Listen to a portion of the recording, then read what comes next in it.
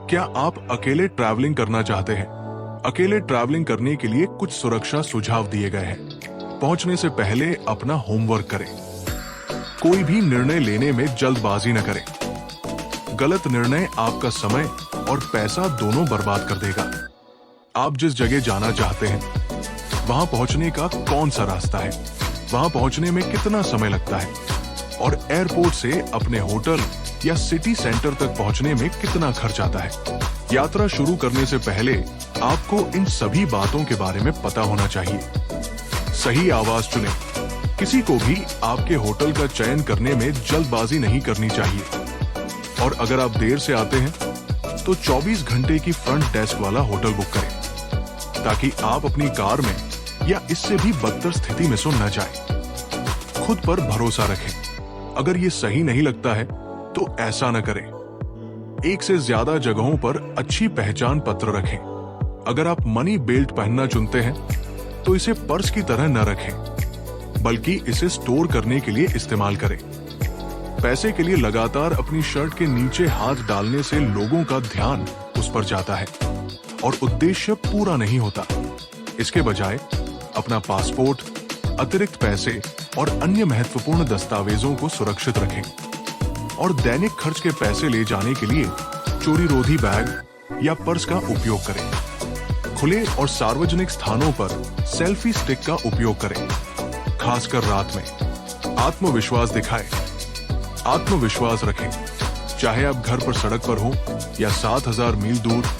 आत्मविश्वास और दिशा के साथ चलना अवांछित ध्यान को रोकने के लिए एक प्रभावी तकनीक है, क्योंकि आप खो जाने या भ्रमित होने से असुरक्षित हो सकते हैं। यदि आप खो गए हैं तो किसी दुकान या रेस्तरां में जाएं और वहां दिशा निर्देश पूछें और सार्वजनिक परिवहन में भी यात्रा करें।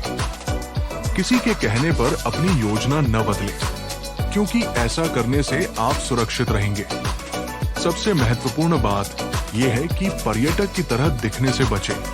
अधिक रूढ़िवादी गंतव्यों में मामूली कपड़े चुनें और जब आप धार्मिक स्थलों पर जाएं तो उचित रूप से ढकें।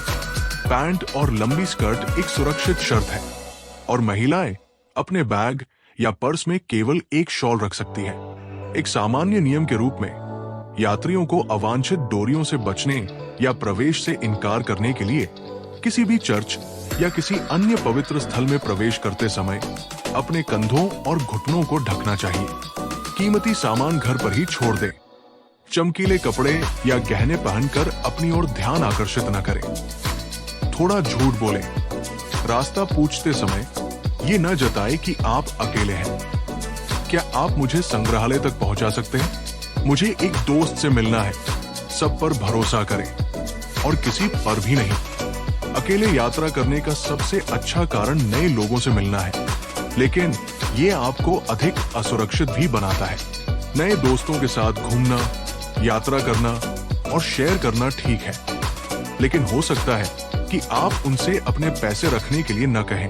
घोटालेबाज अक्सर आपके सबसे आकर्षक साथी हो सकते हैं। आप खुले विचारों वाले होना चाहते हैं, लेकिन खुद को सतर्क रखें। अपनी सुरक्षा के लिए हमेशा अपने दोस्तों या रिश्तेदारों से सोशल मीडिया पर जुड़े रहें, जैसे कि फेसबुक, व्हाट्सएप आदि। अपने सभी यात्रा दस्तावेजों की तस्वीरें लें और उन्हें गूगल ड्राइव, ड्रॉपबॉक्स या वेब आधारित ईमेल पर डालें, जिसे आप कहीं भी किसी भी कंप्यूटर से एक्सेस कर सकते हैं। ये एक समझदारी भरा कदम है जिसे अनुभवी यात्री भी अनदेखा कर देते हैं। चोरी की स्थिति में दूतावास की भागदौड़ से खुद को बचाएं। आप नौकरशाही की लाल फीताशाही में और अधिक समय नहीं बिताना चाहते जितना आपको अपने पासपोर्ट या यात्रा दस्तावेजों के गुम हो जाने पर बिताना पड़ता है। एक बार जब आप अकेले यात्रा करते हैं तो आपके पास इतना अनुभव होता है कि आप एक बार फिर अकेले यात्रा करने के लिए तैयार हो जाते हैं। हर बार जब आप अकेले यात्रा करते हैं तो आपको बताने के लिए एक कहानी मिलती है। स्वतंत्रता एक पुरस्कार है और इसे पाने के लिए हर पुरस्कार का भुगतान करना पड़ता है।